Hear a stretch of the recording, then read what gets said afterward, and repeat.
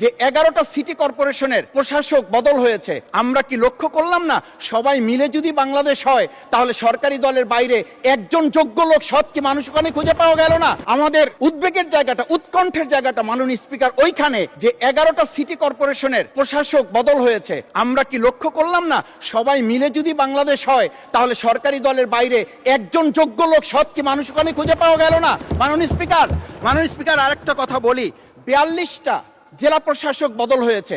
মাননীয় স্পিকার, এই পাশ থেকে প্রায় কথা বলি যে এখানে বলা হয়েছে যে আমরা সবাই মিলে বাংলাদেশ, সবার বাংলাদেশ যখন বলি, সবাই মিলে দেখি টেবিল চাপড়িয়ে আমরা এই মহান জাতীয় সংসদকে খুবই সরগরম করে ফেলি।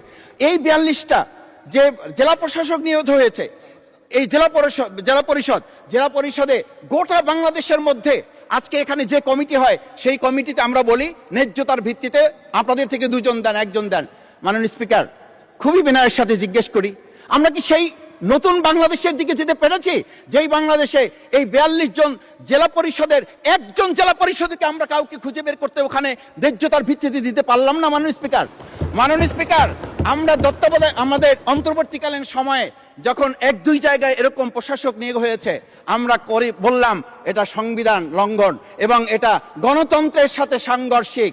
আজকে গণতন্ত্রের নির্বাচনের ভিত্তিতে আমরা যখন একটা সরকার পেলাম, সেই সরকারে স্থানীয় নির্বাচনের দিকে না গিয়ে যেখানে সরকারের প্রশাসক ছিল তাদেরকে তড়িঘড়ি করে বদল করে, বিশ্ববিদ্যালয়গুলো থেকে শুরু করে নিজ দলীয় লোক গ্রহণ করে, আমরা কি এটা বলতে পারি যে সবাই মিলে বাংলাদেশ এবং সবার আগে বাংলাদেশ আসলে এটা আমাদের দেশে আসছে?